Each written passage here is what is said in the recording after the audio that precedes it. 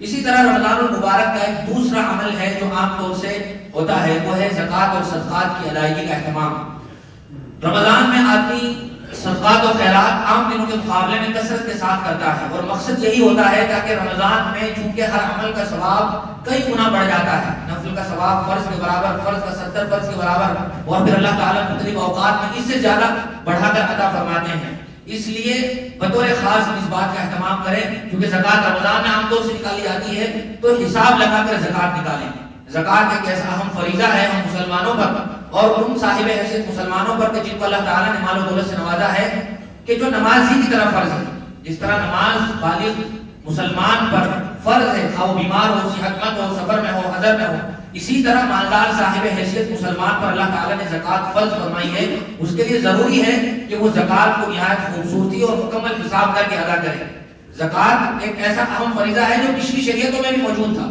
حضرت عیسیٰ علیہ السلام کے بارے میں اللہ تعالیٰ نے ارشاد فرمایا قرآن کریم میں، وہ فرماتے ہیں اوصانی بالصلاۃ والزکاۃ ما دمت حیا، کہ اللہ تعالیٰ نے مجھے اس بات کی وصیت کی ہے کہ میں جب تک زندہ رہوں نماز اور زکوٰۃ کا اہتمام کرتا رہوں۔ اسی طرح حضرت اسماعیل علیہ السلام کے بارے میں کان یأمر اہلہ بالصلاۃ والزکاۃ وکان عند ربہ مرضیہ، وہ اپنے گھر والوں کو اور اپنے قوم کے لوگوں کو نماز کا اور زکوٰۃ کی ادائیگی کا حکم دیا کرتے تھے۔ اور خود اللہ تعالیٰ نے قرآن کریم میں یہ بات ارشاد فرمائی وَمَا آتَيْتُم مِّن زَكَاةٍ تُرِيدُونَ وَجْهَ اللَّهِ فَأُولَٰئِكَ هُمُ الْمُضْعِفُونَ، کہ تم میں سے جو لوگ زکوٰۃ ادا کریں گے اللہ تبارک و تعالیٰ کی خوشنودی کے لیے تو ہم کئی گنا بڑھا کر اسے عطا فرمائیں گے۔ اور ایک دوسرے کا اللہ تعالیٰ نے ارشاد فرمایا يَمْحَقُ اللَّهُ الرِّبَا وَيُرْبِي الصَّدَقَاتِ، کہ اللہ تعالیٰ سود کو ختم کرتا ہے اور صدقات کو بڑھاوا دیتا ہے۔ اسی طرح قرآن کریم کی جو ہم تلاوت کرتے ہیں تو بار بار اس لفظ کو پڑھتے ہیں اقیموا الصلاۃ وآتوا الزکاۃ، اقیموا الصلاۃ وآتوا الزکاۃ، سینکڑوں مرتبہ صراحت کے ساتھ اور اشارات کے ساتھ قرآن کریم میں اللہ تعالیٰ نے اس بات کا حکم دیا ہے۔ اس لیے جن لوگوں کو بھی اللہ تبارک و تعالیٰ نے مال و دولت سے نوازا ہے انہیں اس بات کو اس یقین کے ساتھ یہ عمل کرنا چاہیے کہ زکوٰۃ کی ادائیگی یا ہمارے پیسوں میں یا مال و دولت میں کمی نہیں بلکہ برکت کا اور خیر کا ذریعہ ہے۔ اسی لیے حضور اکرم صلی اللہ علیہ وسلم نے ایک حدیث میں ارشاد فرمایا تھا کہ جس نے اپنے مال کی زکوٰۃ ادا کر دی اس نے اپنے مال کے شر کو دور کر دیا۔ جب آپ کی زکوٰۃ ادا کرتا ہے تو اسے دیکھنے میں لگتا ہے کہ 100 روپے میں سے 2.5 روپے کم ہو گئے، 1,00,000 روپے میں سے 2,500 روپے کم ہو گئے، لیکن یہ 2,500 روپے ظاہری طور پر ہماری ظاہری نگاہوں میں کم ہو رہے ہوں، لیکن اللہ تبارک و تعالیٰ کے دربار میں یہ ہزاروں گنا بڑھ رہے ہیں، اور خود جو مال ہمارے پاس موجود ہے اس میں بھی خیر و برکت ہوگی، اور آئندہ اللہ تبارک و تعالیٰ اس کی برکت سے ہمیں مزید مال و دولت عطا فرمائے گا۔ حضور اکرم صلی اللہ علیہ وسلم نے پھر بہت سخت وعید بیان فرمائی ہے ایسے لوگوں کے لیے جو زکوٰۃ ادا نہیں کرتے ہیں۔ مشہور وعید ہے، ہم سب جانتے ہیں اور سنتے ہیں، اور اللہ تعالیٰ نے قرآن کریم میں ارشاد فرمایا والذین یکنزون الذهب والفضة ولا ينفقونها في سبيل الله فبشرهم بعذاب أليم يوم يحمى عليها في نار جهنم فتكوى بها جباههم وجنوبهم وظهورهم هذا ما كنزتم لأنفسكم فذوقوا ما كنتم تكنزون۔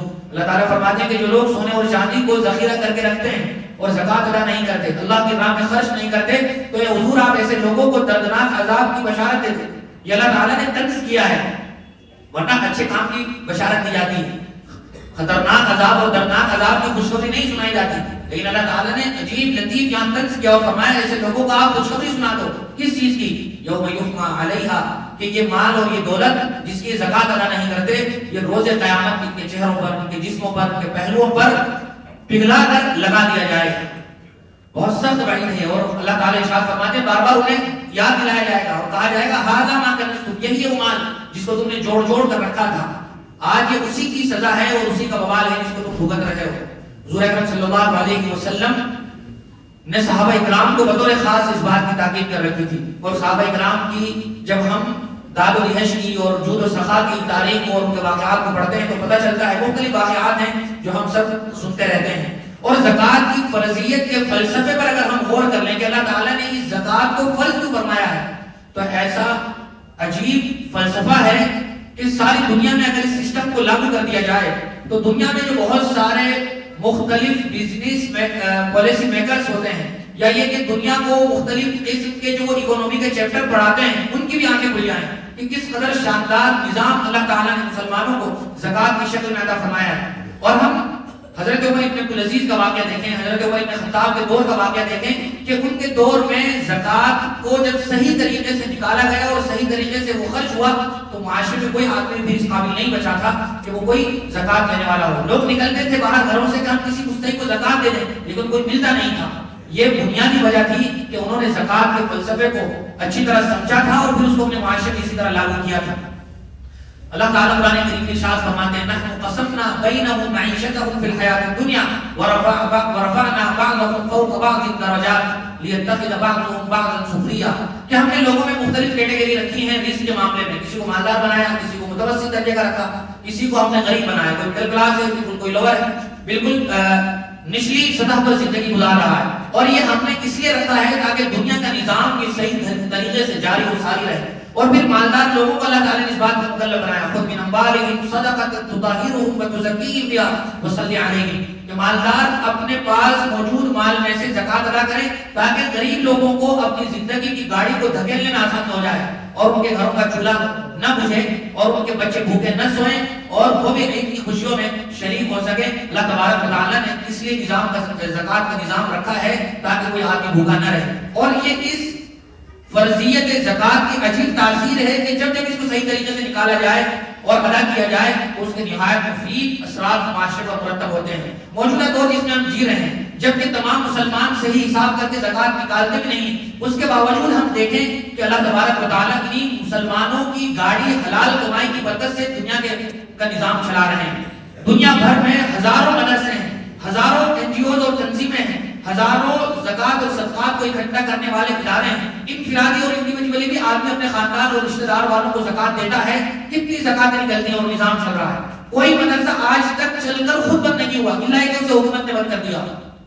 ہر سال ہزاروں مدرسے کھلتے ہیں. وہ مدرسے مسلمانوں ہی کسی گاڑی کمائی کی برکت سے چلتے ہیں. لیکن کوئی مدرسہ خود بخود بند ہو گیا ہو، اس مدرسے والوں نے یہ کہہ دیا ہو کہ ہمارے پاس پیسہ نہیں ہے اس لیے ہم بند کر رہے ہیں. اللہ تعالیٰ مسلمانوں کو حکمت اور حوصلہ عطا فرماتے ہیں اور وہ پھر اس طرح اپنے مال کو تقسیم کرتے ہیں. اور غریب بچوں کی تعلیم کا انتظام ہوتا ہے کہ اگر زکوٰۃ نہ دیتے مسلمان تو وہ غریب بچے نہ مدرسے کے رہتے نہ اسکول کے رہتے تھے.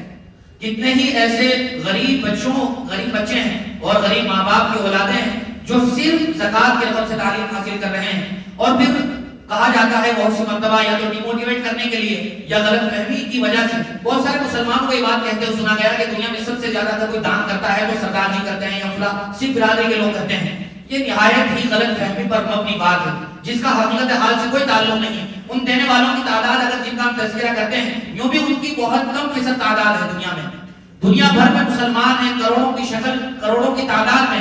مسلمانوں سے زیادہ اس دنیا میں کوئی دان نہیں دے سکتا، نہ پہلے کبھی کسی نے دیا ہے اور نہ آئندہ کبھی دے سکتا ہے. مسلمانوں کے صدقات و خیرات کی جو مضبوط بنیاد ہے وہ ایسے زبردست عقیدوں پر قائم ہے کہ جس میں کوئی لچک نہیں ہے، جس میں کوئی شک و شبہ نہیں ہے. مسلمان ہی ہر دور میں سب سے زیادہ خرچ کرتے آئے ہیں اور خرچ کرتے رہیں گے. لیکن ہمارے لیے ضروری ہے کہ ہم میں سے ہر آدمی اپنے مال کا، اللہ تعالیٰ نے چار چیزوں پر بطور خاص زکوٰۃ رکھی ہے: سونے پر، چاندی پر، مال تجارت پر اور نقدی پر جو کیش ہوتا ہے.